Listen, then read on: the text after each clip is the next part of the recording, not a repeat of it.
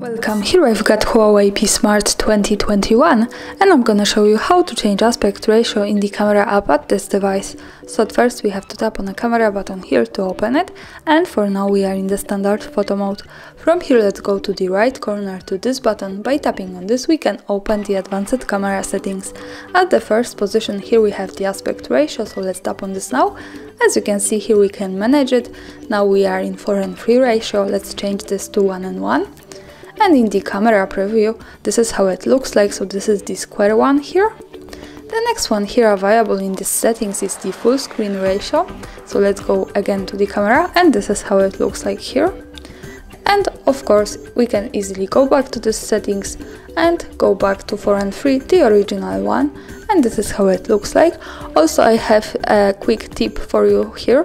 When you turn on this button, so auto intelligent camera, you get access only to aspect ratio 4:3. So when we go here now and here to this settings, this is locked. So to get access to other ratios than 4:3 in this camera, you have to turn off auto intelligent camera here.